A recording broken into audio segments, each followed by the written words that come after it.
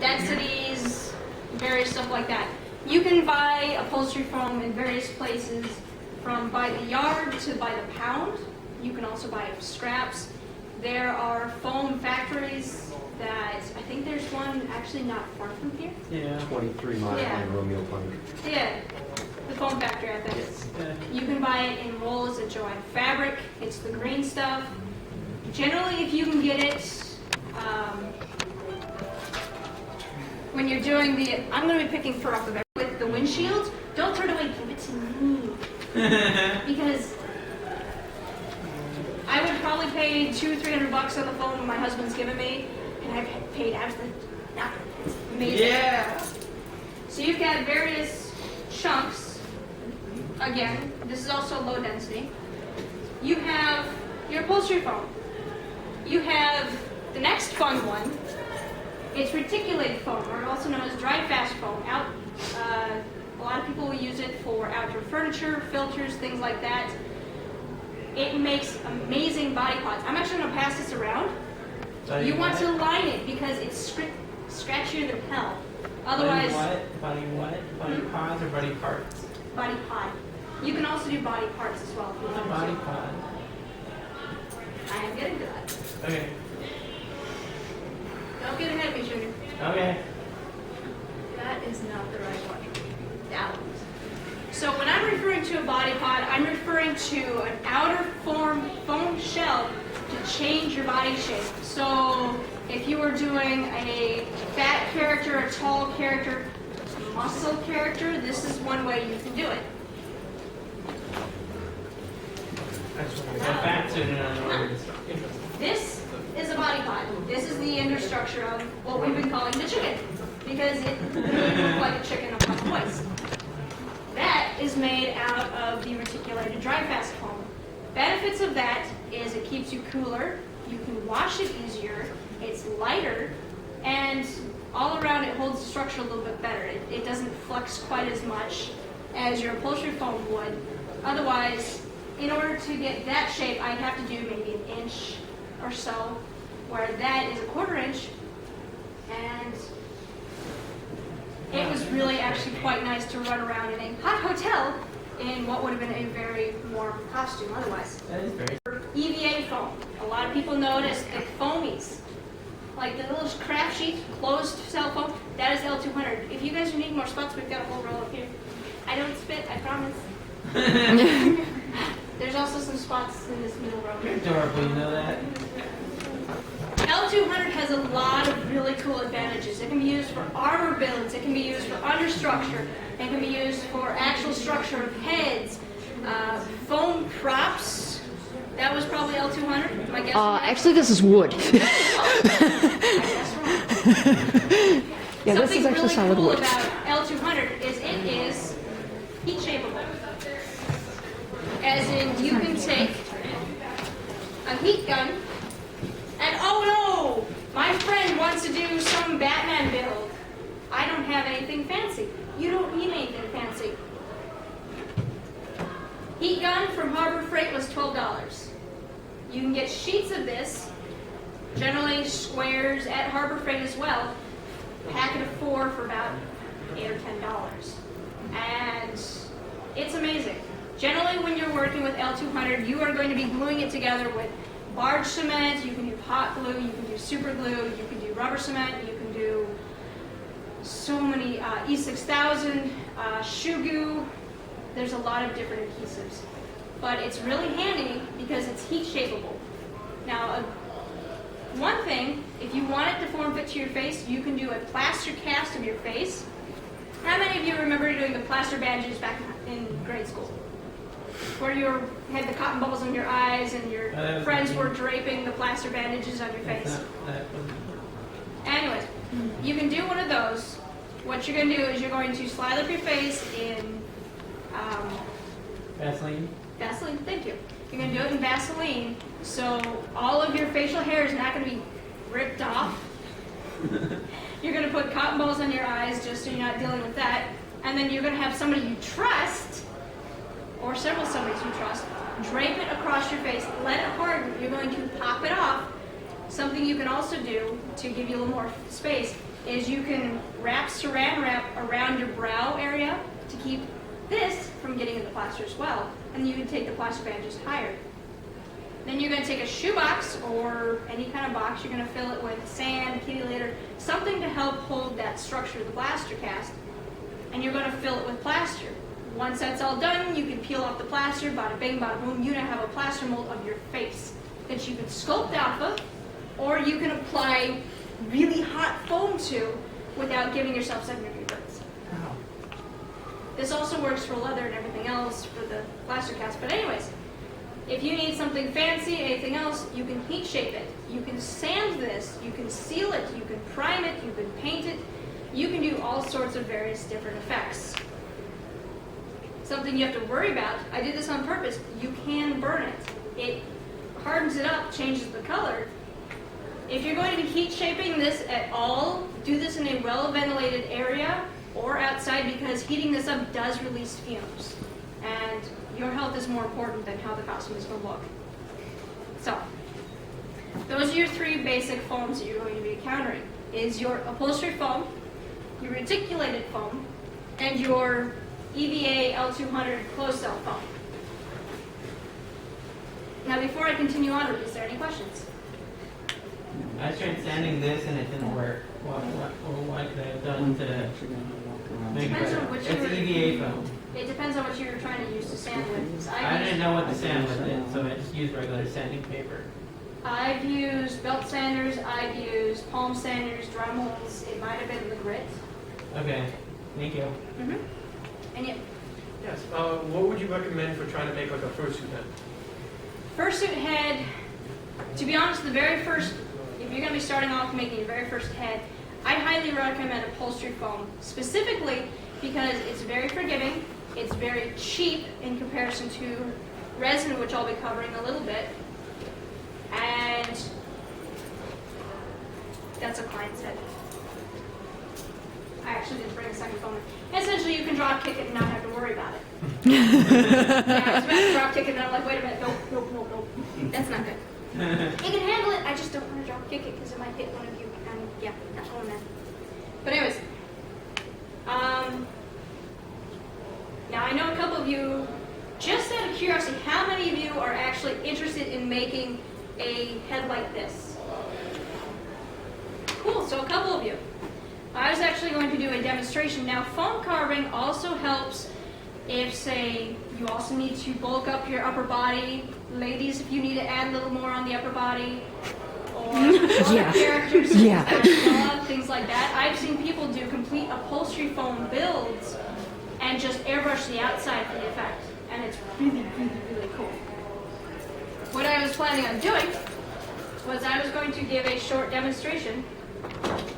Now, this is just kind of a starter. Come on, child, like that up.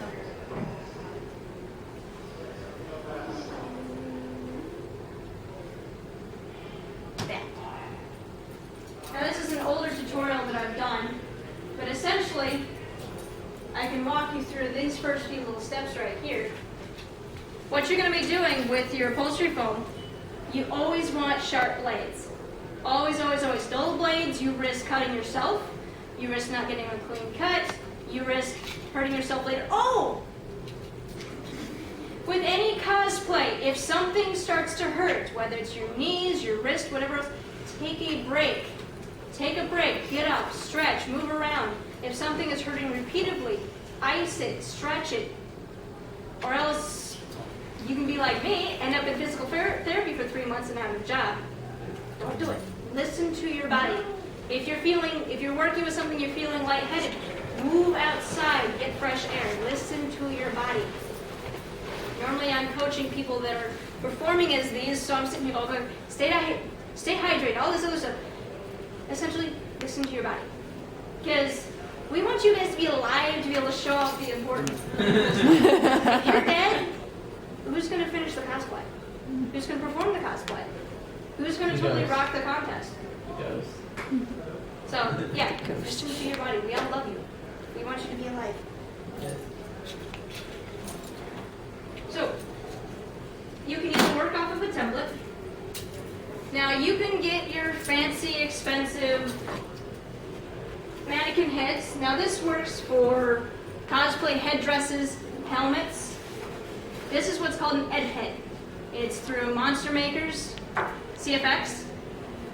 They run about $60, $60 or $70. You can get the defect cast for about $40.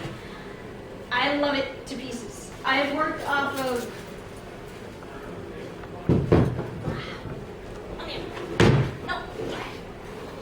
I've worked off of other heads that you can get for cheaper. This is hard plastic.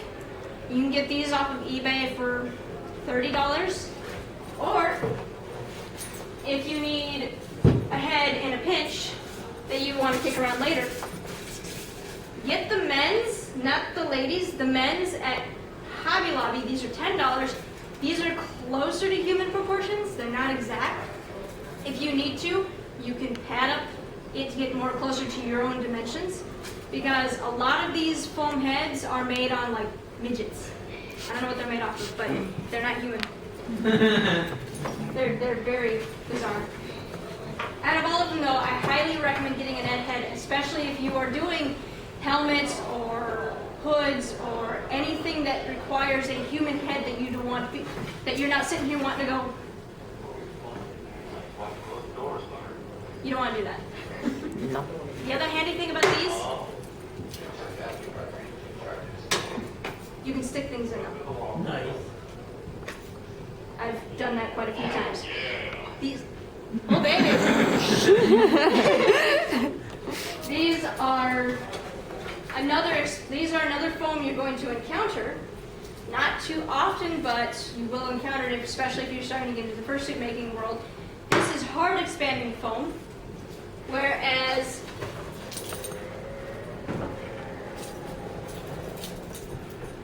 okay, that was the door. I'm just like, excuse you. I was impressed if I heard it all the way up here. Sorry. This is soft expanding foam. Pretty much identical to polyurethane, or not the polyurethane, the upholstery foam. Words, I can't. It's pretty much the exact same thing as a urethane. It's pretty much the same as the squishy stuff your butts are on. I have not eaten today. I'm starving. I can buy you something. It's okay. You sure? It's the exact same thing, except it comes in bottles. It's a 2-part liquid mixture you can actually pour into a mold, let it sit, and boop, out comes a perfectly sculpted thing that you didn't have to carve. It's really nice. Nice.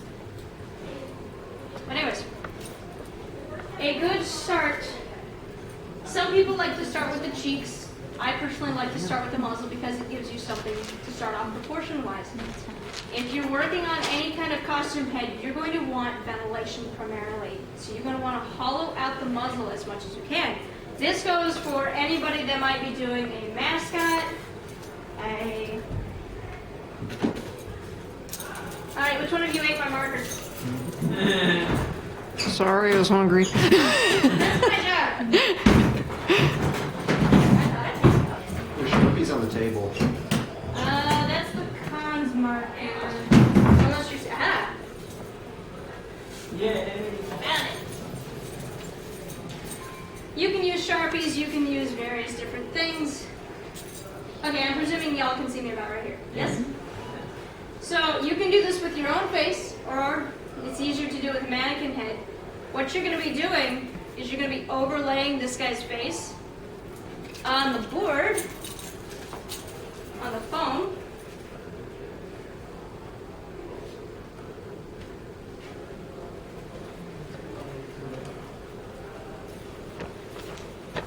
And you're going to be making a few more.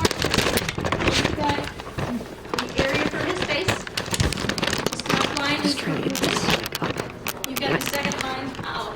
We're good. You got the second line for nose, and you got the third line for mouth. It's very important to keep in mind what those are, because you don't want the muzzle mark or any of your characters' mouth lines either ending way down here, because you're not going to get very much airflow.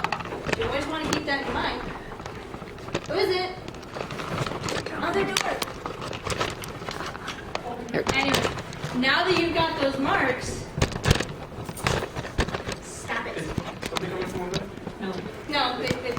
They attempted and failed.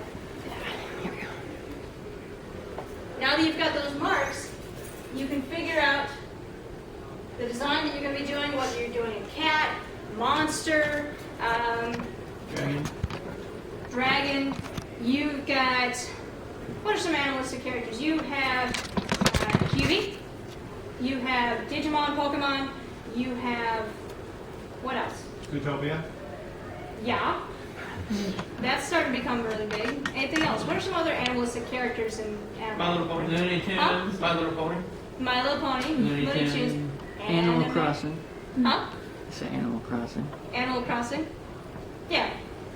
Essentially, pretty much you're going to be tracing out the profile of the character's face the best that you can. So for this guy, give me an animal. Dog. Dog. Dragon. I heard dog. Alright. So you want to think of proportions. It's generally, I like to do it like about a hand's width away. Okay. It's what I've found. I measure in hands. I've stopped using a measuring tape.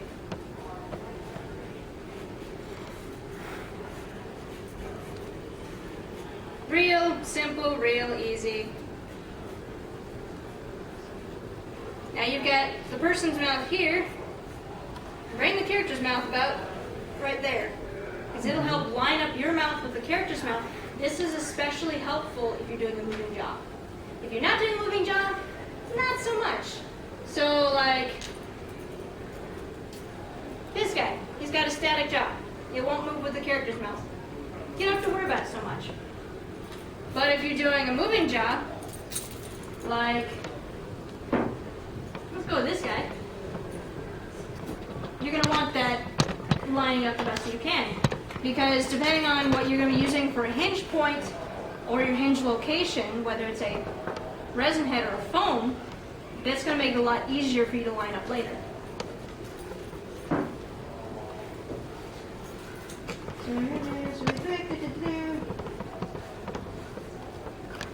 Ta-da, magic. You got your mother. Yeah. These things are $1 at any hardware store that I've ever found. Well, I have a question about those actually. Yes. I was told you can sharpen them, Yes, you can. but how do you do that? You can use a sharpening rod, sharpening stone. If you've got a rod, it's generally this motion. Okay.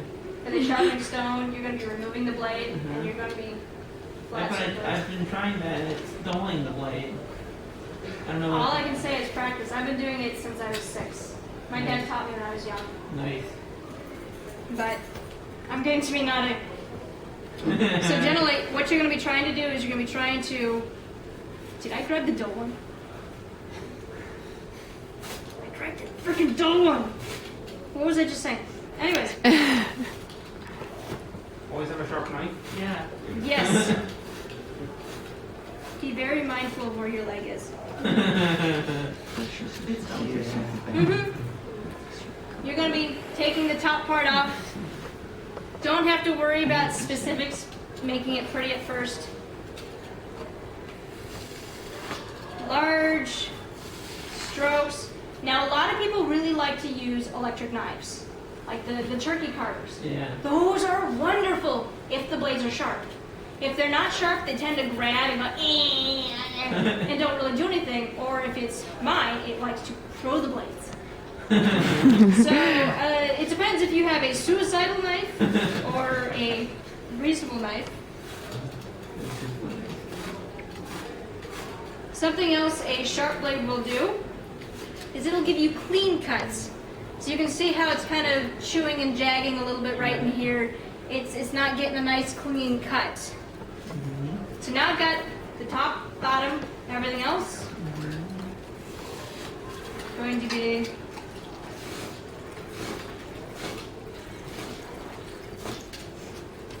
three cuts.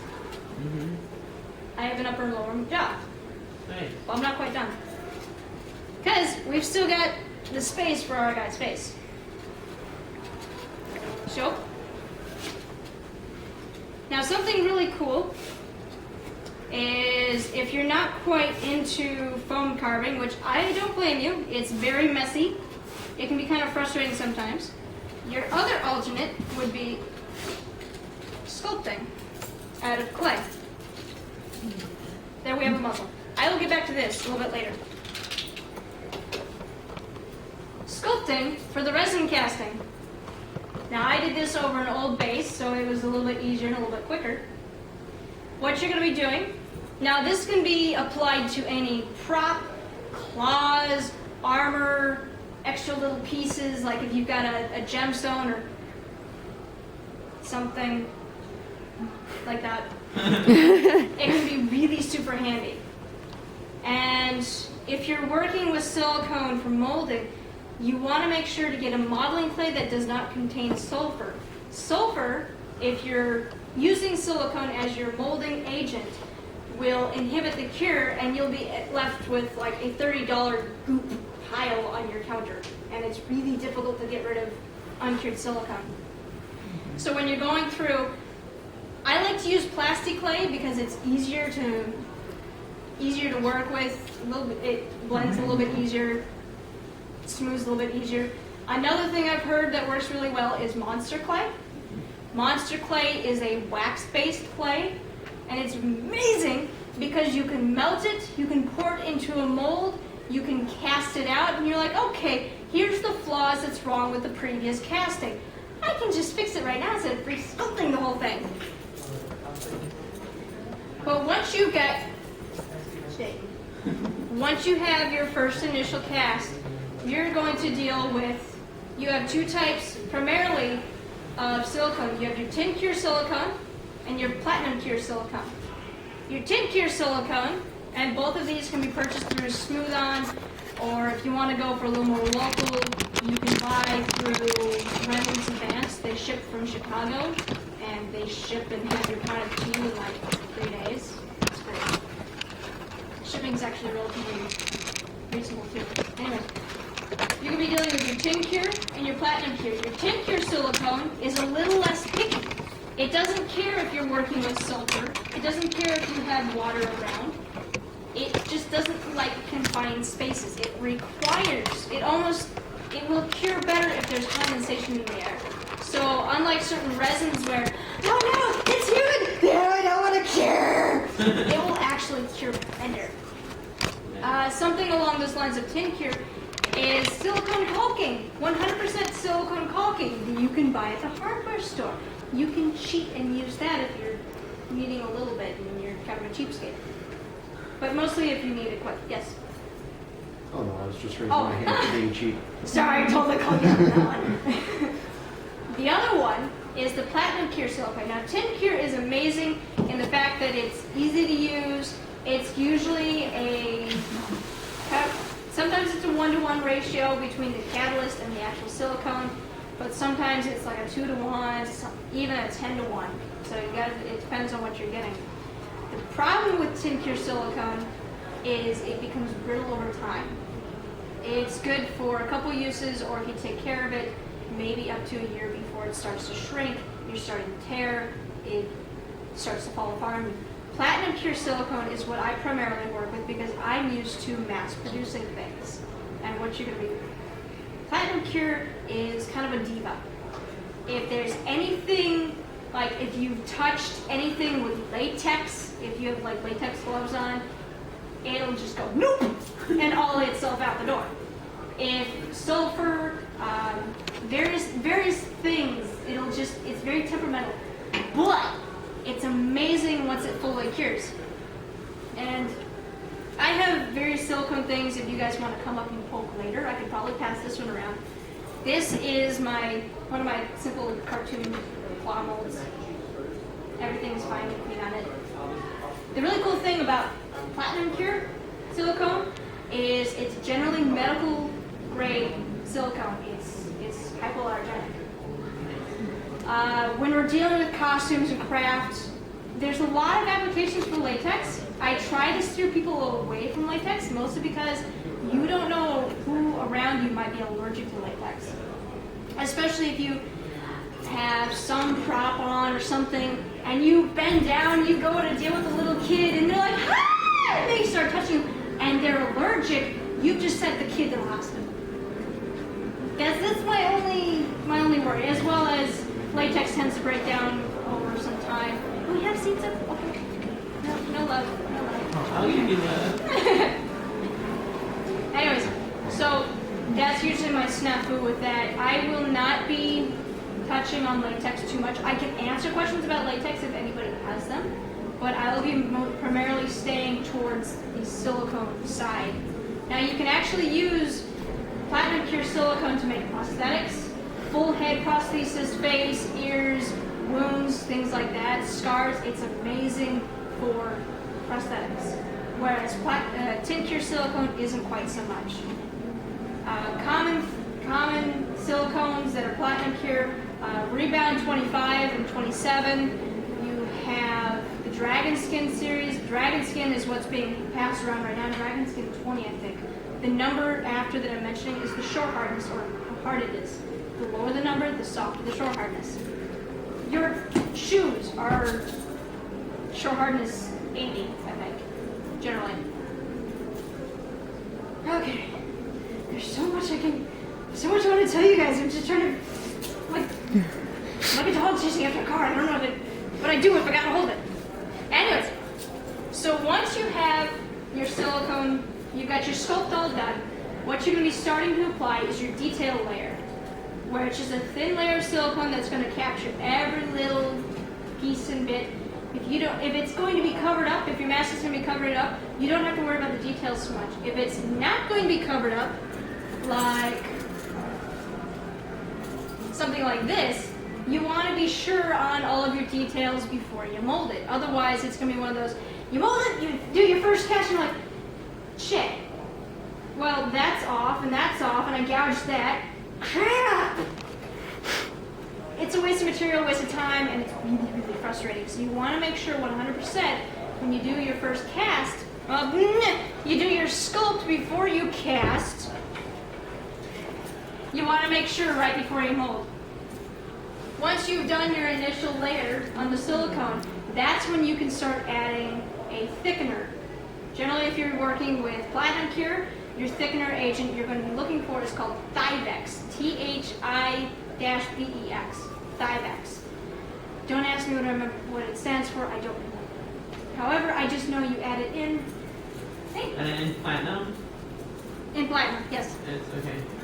You add it to the silicone, and it goes from I am totally fluid to yes, I am thicker. You can take that any way you like. So you can build up. You're doing 2 or 3 layers. On your third layer is generally when you start adding what are called keys, or bumps or blocks that help lock into your outer hard shell called the mother mold or matrix mold. And that matrix mold on the outside is what helps keep your mold from shifting and warping as you're doing what's called rotary casting. Now, I did not want to do casting here because 1, it's a spill hazard, 2, it's a chemical, and 3, I didn't think the con would like me doing it so much because it's not good. However, anyways, so essentially you have 3 parts to your entire resin casting. You have your sculpt, you have your silicone layer, you have your silicone mold, and then you have your hard outer shell, your mother mold, or your matrix mold. You can do your matrix mold out of a huge number of things. Everything from plaster bandages to, I like to use a Featherlight. It's a Featherlight epoxy. Airlight? I'll remember as I'm driving home. You can use fiberglass. You can use so many different things. All on these websites, they'll be under your extras for your resin casting. Now you can bind these together in any way, shape, or form that you also like. You can do bolts, you can do straps, you can do ties, you can have them locked together. Me, this was a very simple thing, and I apparently just killed my rubber band. Cool. That's okay. That's okay. Means I won't lose it.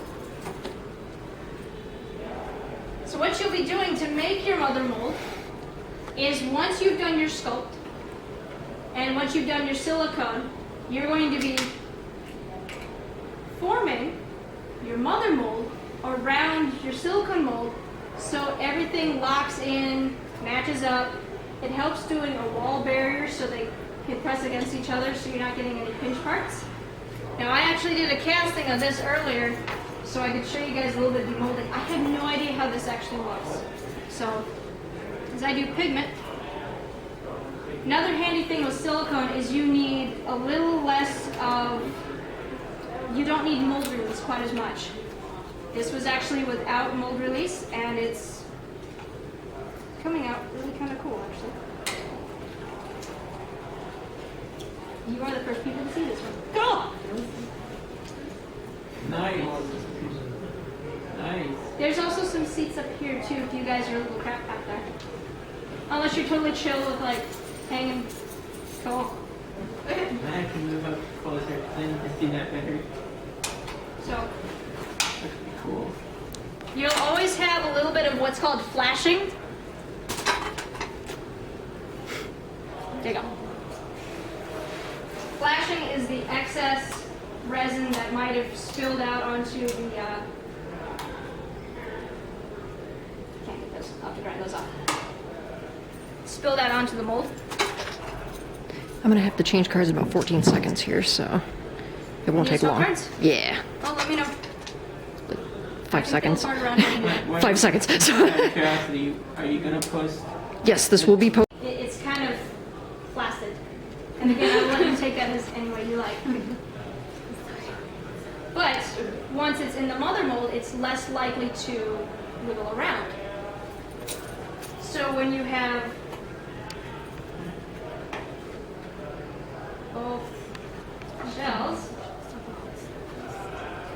both shells together, it's a lot less likely to wiggle around. In which case, then you can do, you might have heard me mention this earlier, what's called rotary casting, which is where you are slushing the resin around to coat all of the edges, and when it's fully cured, you can top it out and it looks something like this. Well, you know what I mean. May I ask what that one is for? This, I was just at a FurCon about a week ago, and it was kind of a steampunk themed weekend.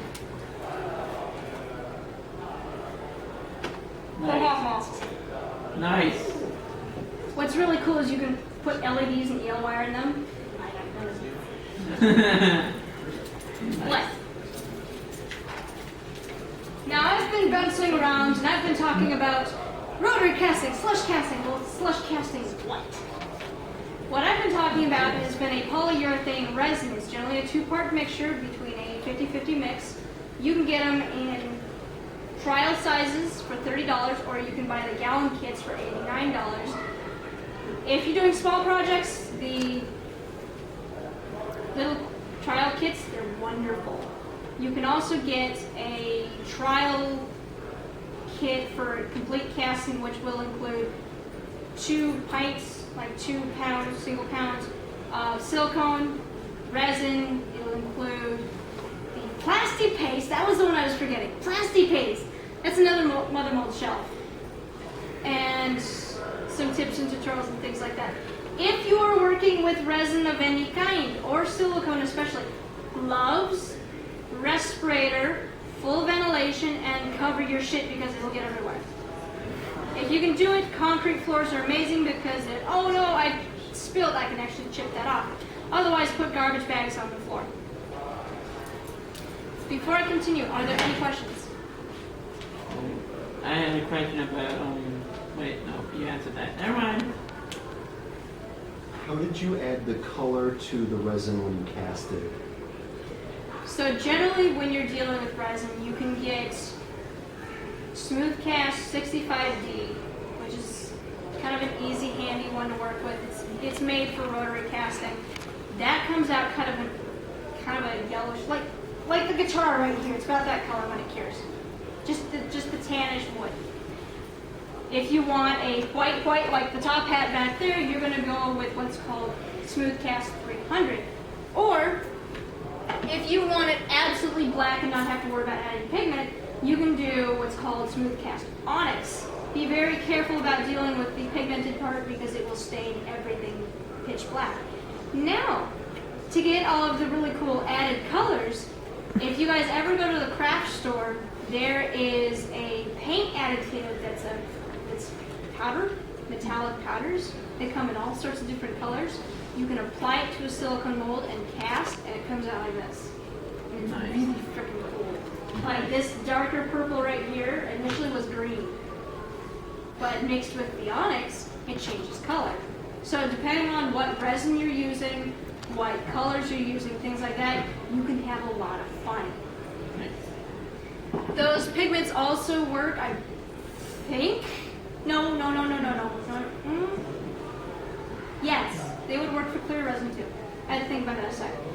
Another thing you're generally going to be working with when you're tinting resin are resin pigments. They are a liquid tint that are specifically designed for resin.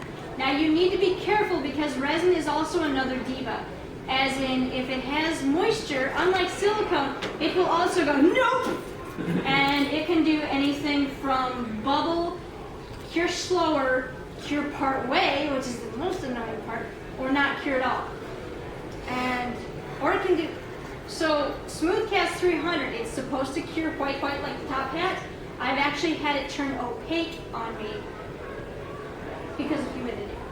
And living in Michigan, we're humid, and it kind of sucks.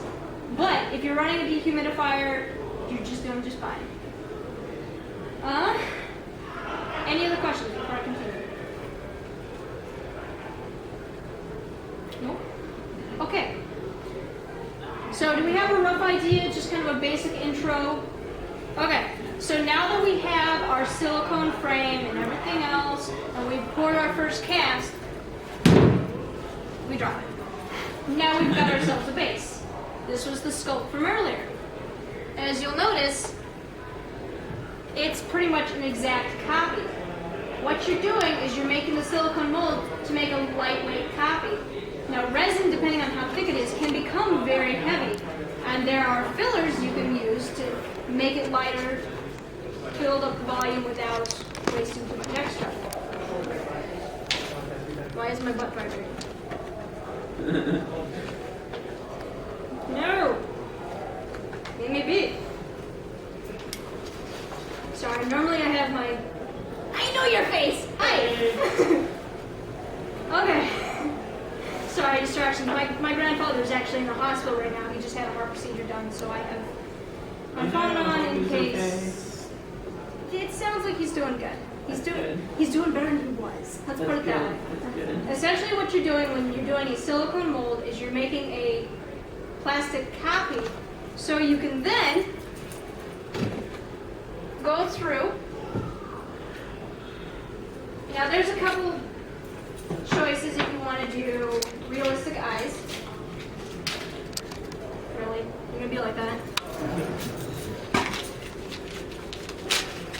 No, don't land in the garbage. Thank you. I need you. You've got a few options when you're dealing with realistic eyes.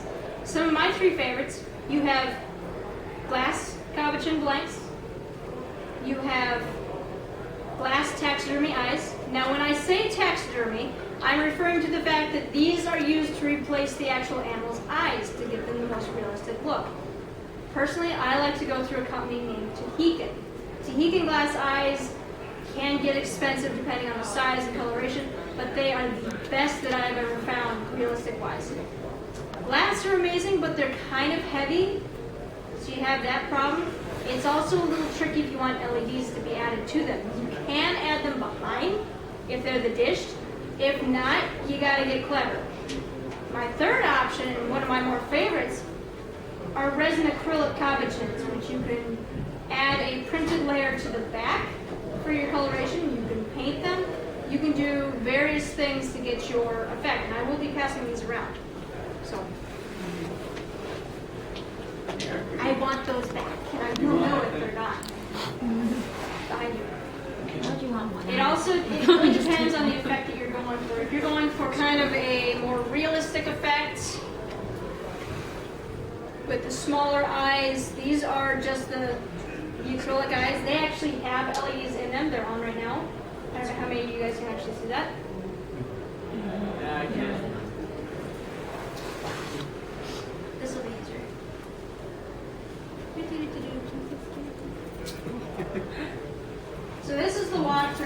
guy right here. And you can see the LEDs that are on in this picture right here, along with the glow-in-the-dark effect that's on. But it's bright in here and I can't really show that. So once you have your resin base, I usually like to hinge it before I go moving on to furring, or cutting for that matter. There's two types of hinges generically. There's the straight hinge that just goes up and down, or there's the V hinge, which is what you see right here. Now for some reason I came across a forum where someone was like, hey, what's the hinges on the jaw? Furries seem to not like to keep that secret. And then the person ended up responding with, oh, it's a trade secret. No, it's not. No, it's not. Everybody knows this shit. It's not some big secret. It's not a, no. It's actually very simple, especially when you see it. It's two pieces. Now you can do a screw with some lock nut washers, or my favorite, Chicago screws. They are very handy, very simple.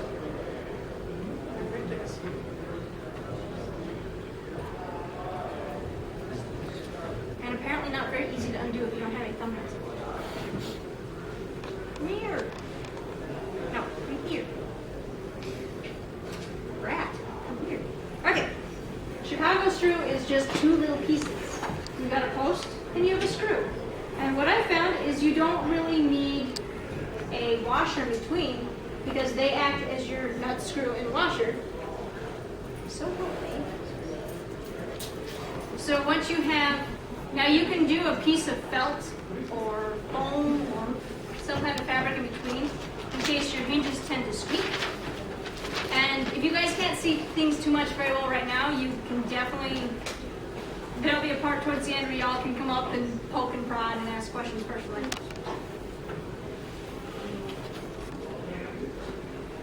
My fingers are not working I know that feeling. right now. I'll check mine. Oh, actually, oh, snap, shit. It's much later than I thought it was. No. Okay. Okay, so back to when you're carving, going back to foam, when you're carving, you want something sharp. Sharp scissors especially, or else you will kill your hand, it'll take ages, everything else. How many of you have whittled wood? Hot dog, most of you. Awesome. So this will be kind of like a refresher course, because if you want, with foam, it's actually a lot easier. I'm going to chop this lower jaw for a second.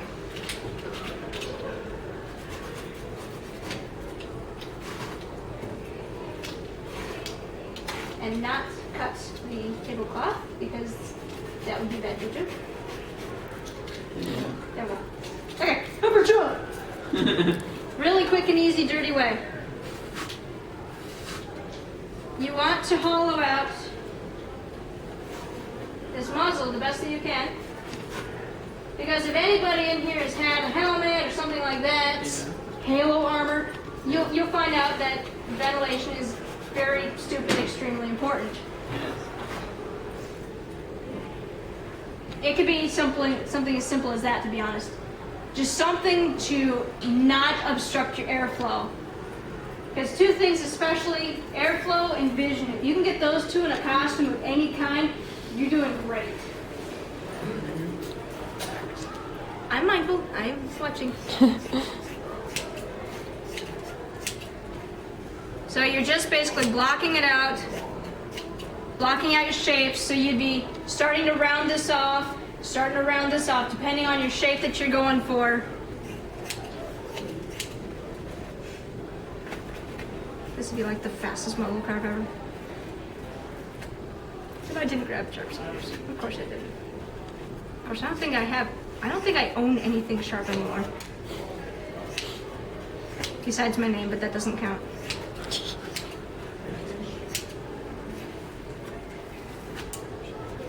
Dude, an hour is not enough time. So I'm trying to squeeze so many years of information into 1 hour. It's not working. I think it's working. You're doing great. We should do what my group does, and we actually run off to the side at YomaCon, and we get like as many hours as we want in Winter Garden. I worked there. It's not a bad idea. Anyways, There. really freaking rough. But you start to block out the shape and everything else. I'm just only focusing on one tonight. If you're able to try to get your foam carves as smooth as you can, I watched a guy build a World of Warcraft orc. What he did is he did his foam carve and then he stretched fleece over it. And he did layers of paint, latex, and everything else. And by the time he was done, it looked like skin, and it was delicious. It was fantastic. But he was able to achieve that because he got his foam carve as smooth as he can. Now, if you're unable to get it scissors-wise, you could actually sand foam with a coarse grit, like yeah, like 80 or 60 or 80 even grit. Just go at it. It'll take you some time, but it will give you a very smooth. I've seen people take belt sanders to foam, and it goes everywhere. And oh, word of warning: if you've never worked with upholstery foam, it's super static and it clings to everything, and you'll be finding it in your underwear for months, and you're like, you have no idea how. No, seriously, foam and fur are the two things that you'll be sitting here going, didn't I use that color like 3 years ago? Where the hell did that come from? Where's it coming from? No, seriously, it follows you everywhere. And if you guys ever figure a way to figure out how to de-staticify it. Okay, so you've got your foam or you've got your base and you're ready to add the material. Or if you've got an armor accent that has some kind of fur or... who's ever dreamed of making a Wookiee? Anybody? Yeah. Okay, so we have at least some feel like this. So you know how you probably have that worry of, cool, my character has these really long accents. I don't want to get a wig. I don't want to weft that with cankle on, or I don't want to weft that with the whole body. This is what's called NFT, or National Fiber Technology. This stuff is the gold, platinum, whatever you want to call it, in the costuming props world. Watch this. It's four-way stretch, and it will fold with your body, it will stretch with your body. It's really, really long. And this is not the longest they make it, and this is not the shortest they make it, and this is not the only color they make it in. I will warn you now, this chunk right here is about $120. Wow. It's expensive. The general stuff is about $40 per square foot. Wow.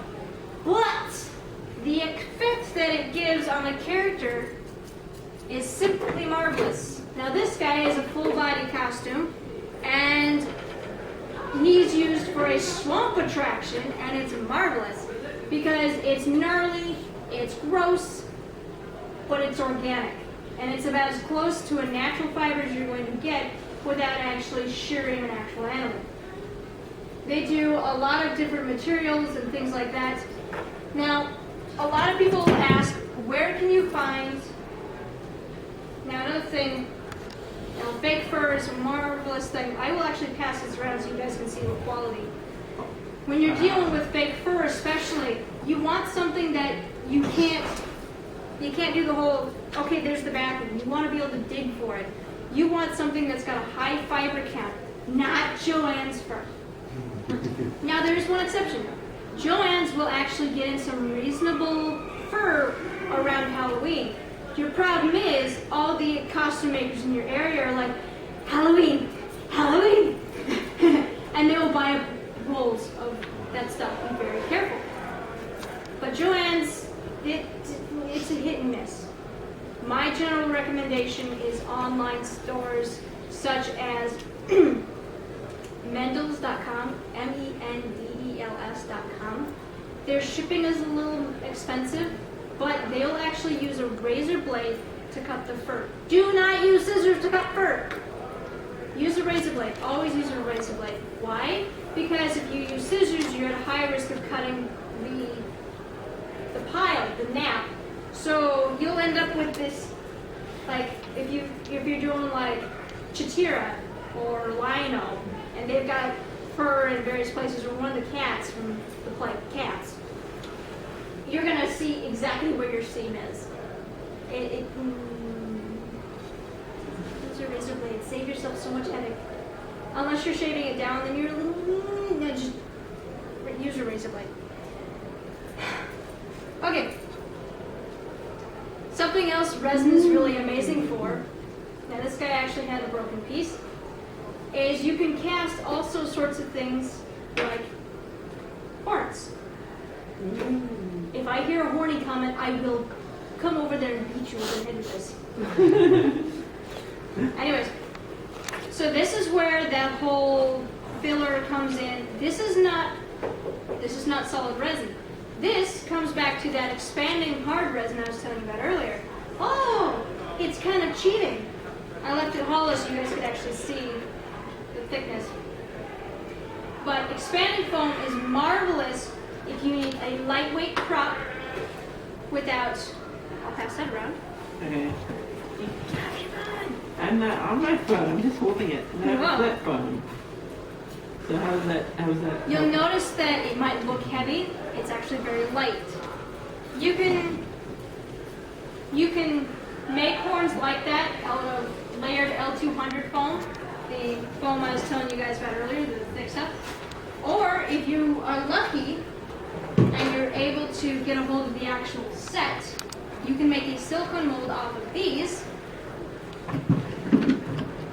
Make a silicone mold. I think this is the right one. I'm guessing. Sure, it's totally the right one. Anyways, you can do that, make your casting, and then continue onward. Nice. With whatever pigment and whatever else you would like. Oh, I know I'm missing something. I'm missing a lot of The things. noses. Right there. That goes into, that was just more examples of mold. I see.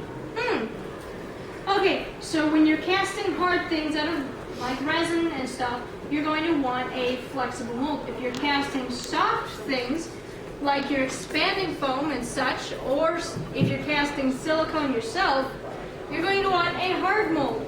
Hard things for soft, soft things for hard.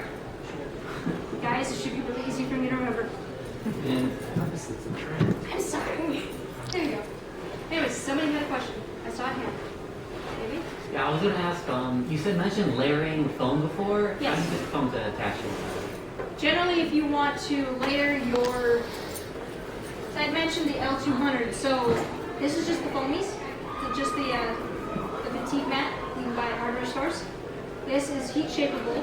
Generally, if you want to layer this, you can do like 2 pieces. You can spread barge cement on there. You can do E6000. You can do a lot of different. You want a flexible adhesive, and once those tack up a bit, squish them together, put some weights on them so they're fully cured, and then you can just go to town on them, cutting them, carving them, heat shaping them, sanding them.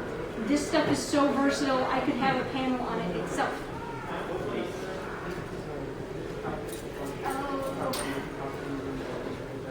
Okay. So, going back to, I do a lot of work with resin bases. They're very popular, especially the realistic ones. Just going off of your primary, okay, we've got the resin base, we've got your teeth in, you've got your eyes picked out. Speaking of eyes, okay, there's it. You've got your eyes in, you've got your hinge, everything else, you've got it padded, you're ready to fur. You can start applying, you can start applying the fur. Trimming. Now, you're going to want to go with something like pet trimmers, not people trimmers, because your hair is a little more coarse than actual pet hair. Pet hair is very fine, it's very thick. So you want something that can handle it, and human hair trimmers will not cut it, no pun intended. When you're dealing with resin, generally I like a multi-speed Dremel, but this is the only one I've got right now because my multi-speed kicked the bucket. This is just a standard Dremel. Everything else You can get flexi shafts that are attached to it, and it's a long shaft with kind of like a stylus on the end of it. Makes it a lot easier for your texturing, for cutting, things like that.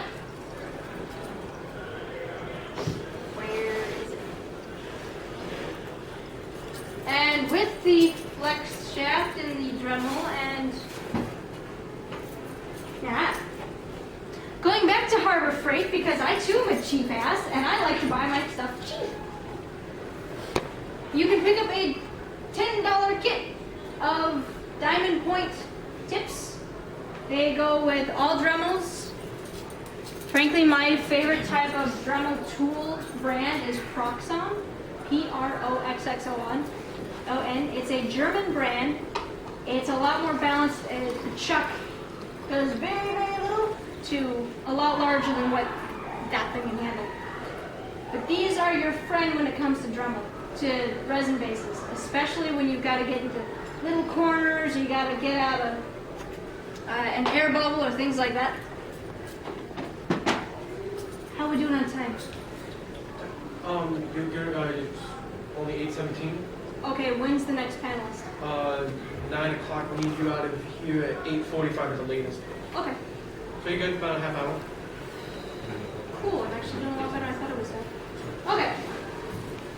Once you have your fur attached, you can move on to, now some people like to add the ears on before, some people like to add the ears on after the hood.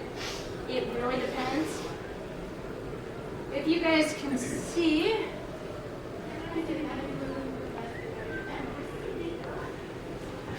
too much.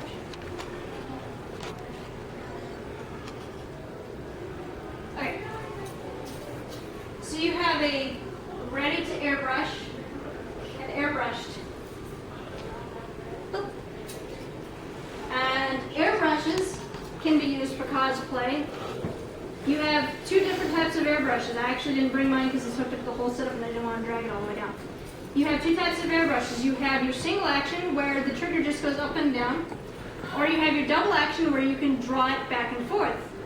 Now, with those two types, you have kind of two more subtypes where you have your gravity feed where your paint well is actually on top, or you have your bottom feed, which, like its name implies, the bottle is attached to the bottom. This is all entirely user preference, whether you like gravity feed or sieve feed or bottom feed. However, I highly recommend doing a double action airbrush just to save yourself time, sanity, everything else. What the double action does is it makes your stream go from paper thin to nothing to wah. So you can go from a little detail line to covering a large amount. And this can go for weathering armor, weathering shields, adding details to masks, weathering details to masks, things like that. You can also add accents to wigs if you need to add a gradient, because all wigs are, unless it's human hair, it's just a plastic fiber. So if you really wanted to, you could apply a light paint coat to that plastic fiber. You can't really dye it, per se. You can't change the actual pigment color, but you can coat it with something. So if you wanted a blue wig to go white, you could take a white wig and go at the base of the roots and make it blue. You always want to go light and dark. Yes. Bear with me, I'm fried. By the way, for all of you that have been dealing with me so far, thank you. Yay. Thank you very much. Are there any questions at the moment? Yes? Any specific type of paint that you would recommend? So you can use watered down acrylic if you absolutely have to. I like to use the Wicked Colors line from Createx. Now there's another type of airbrush paint that I would love to get my hands on, and I've been hearing really, really good things. He is an artist from the Stan Winston School of Character Arts, Tim Gore Bloodline. Stan Winston School of Character Arts are in charge of Aliens, Predator, Jurassic Park, Pumpkinhead, TMNT, I believe. A lot of things. So special effects, practical effects, various different things like that are your guys' interest, Stan Winston School of Character Arts.com. StanWinston.com? I think it's character. I think you might be right. They have online webinars you can pay for and watch over and watch over. There is something on there for everybody. You can discover anything from how to build corsets to how to build full-on monsters, and it's brilliant. I love it. You can also buy a subscription through them where it's like $300, but it's worth it because How can you make beaks or like snouts that are not muzzled like the dogs and the cats and with the foam? well, What can you do okay. with them? You can do the same exact thing, same construction method. If you wanted to, you could actually build the beak. You could build, if you're doing like a griffin character or a phoenix or a zoid or something like that, you can build the beak out of your L200 and then cover it with spandex, fleece, minky, leather if you really wanted to, vinyl. You could essentially cover it with anything. How you're going to do that, do I have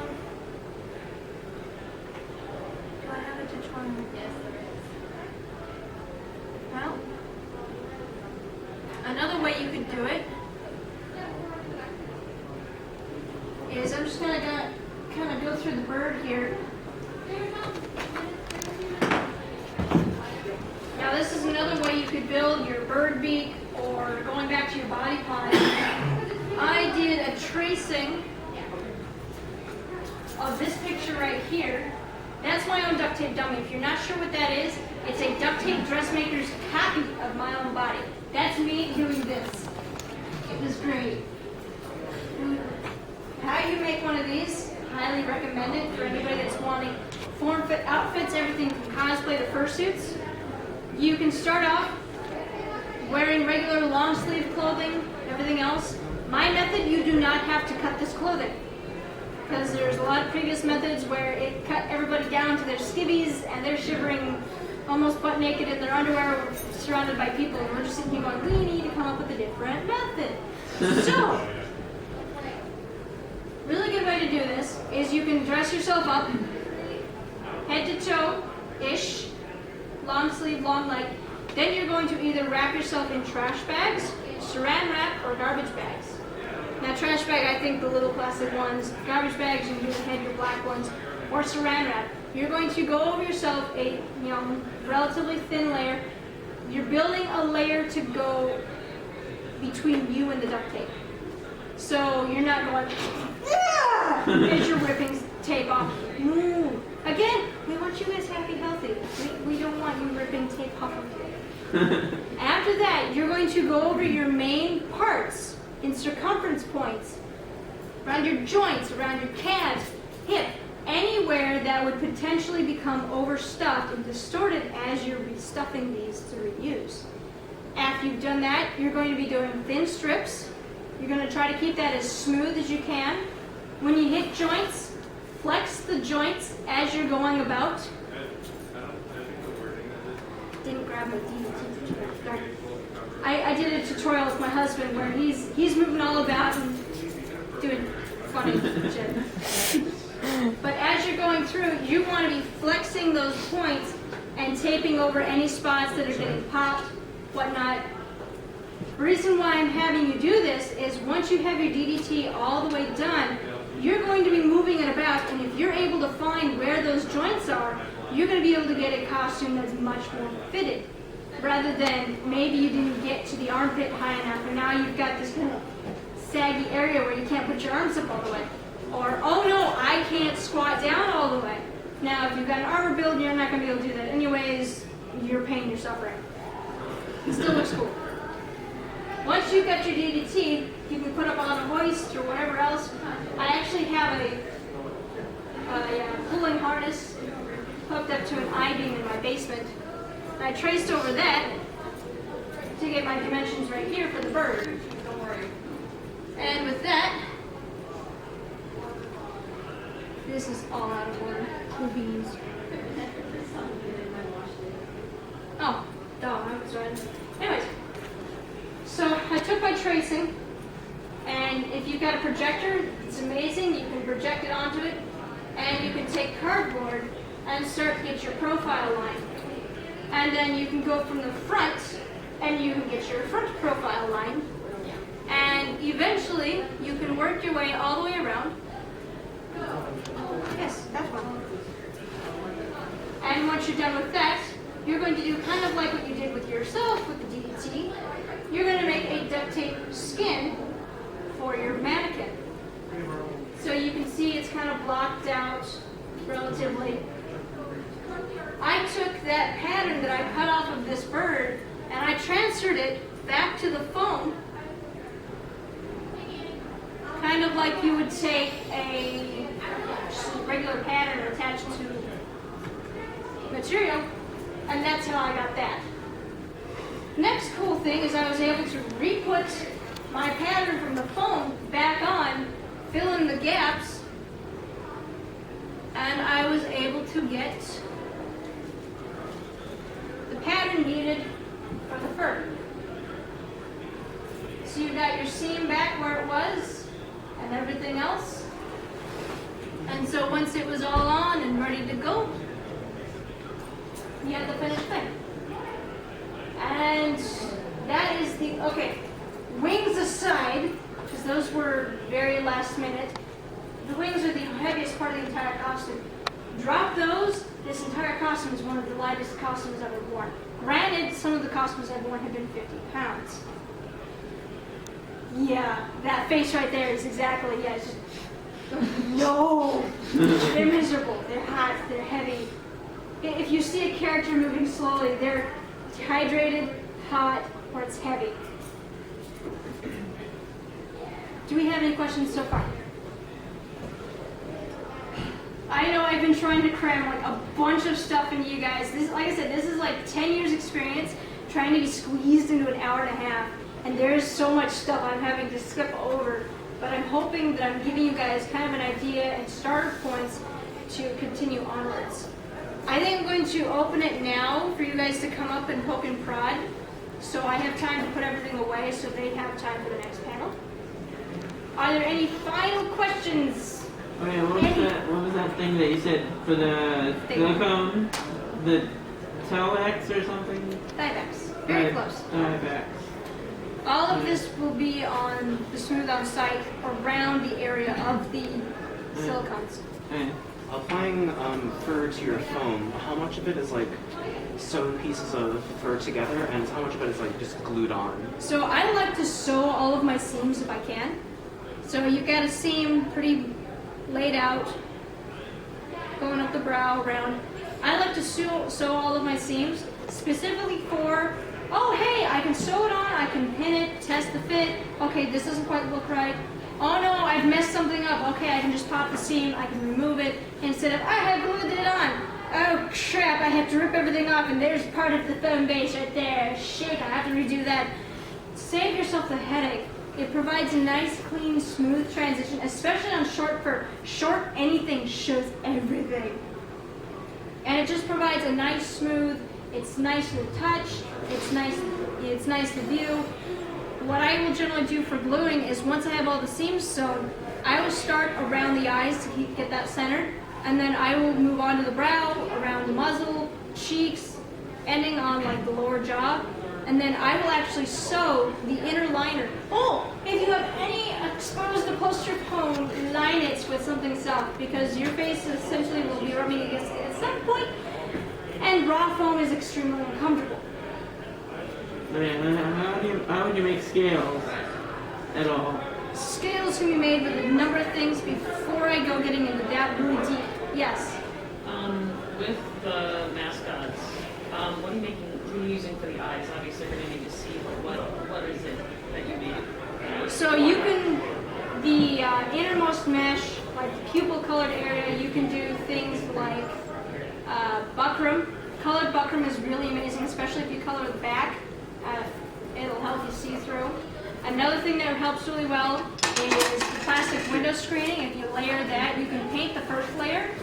Now for the white, the iris, this part right here, this is actually plastic. What I like to do is I will do vacuum forming of the regular shape. You can buy plastic bowls. You can get thick white foamies, and build a wall. You can do a bunch of things. You can even resin cast your own eyes if you really want to. Or if you're the fancy special kid that actually has a 3D printer, which I'm jealous of, you can 3D print your eyes.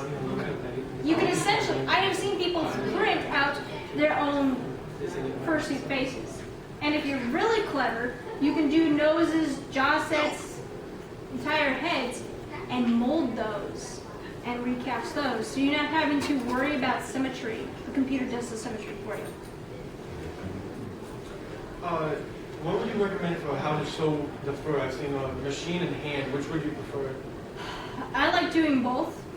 Now, because I screwed up my wrist a couple years ago, I generally try to rely more upon the machine.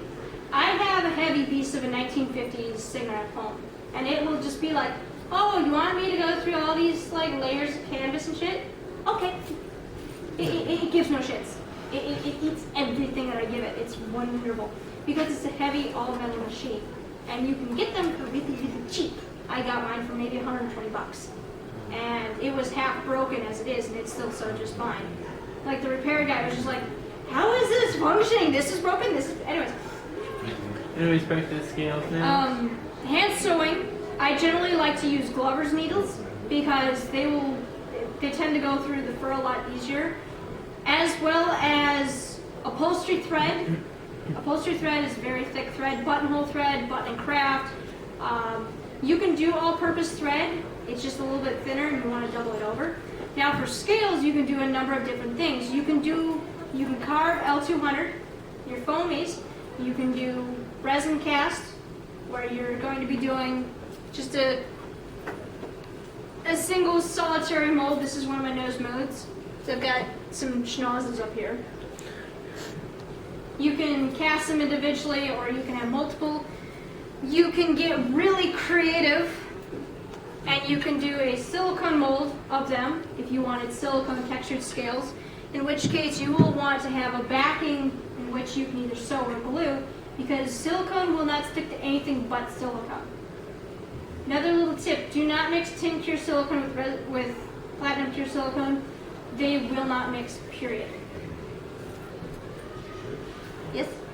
No, I'm just standing up because I'm waiting so we can get my stuff. Were there any other questions by chance? Or anything that somebody might be stuck on with their project? That I might have some ideas for. Well, I can ask you later, but... Yes? What kind of paint do you use to paint buckram? I cheat. I will actually use Prisma markers. And then I'll seal it later with a clear sealer, because if buckram gets wet, it's essentially ruined. Palms for the feet. How would you suggest making them? Depends on what you're going for. Go for a hoof. A hoof. Well, that's actually rather easy. You can do... Sorry. It's more simple than a regular foot. Is that better? Yeah. Yeah. You can take... I can throw it at you. You can take your shoe. You can take, going back to your L200 because it's got 101 uses. You can take your shoe and you can do your outline tracing. And you can actually trace out the shape of the bottom of the hook that you like. Do I have an example up here what I can demonstrate this? No, maybe. Okay. Pretend this is L200. I know it's a poster phone, but bear with me. So these are supposedly actually, these will work better because they're both flat and thin. Okay, L200, cough, cough. Generally with a hoof shape, you're going to have kind of a half moon-ish shape, and you'll have to play around with it. It's like a fat triangle. When you're dealing with L200 and you want to bind it together to make form of edges, you're going to bevel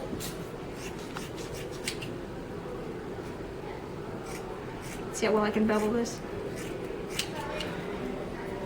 You're going to bevel the edges or put an angle onto it. So when you adhere it, you get a nice crisp seam, and then you can then cover it.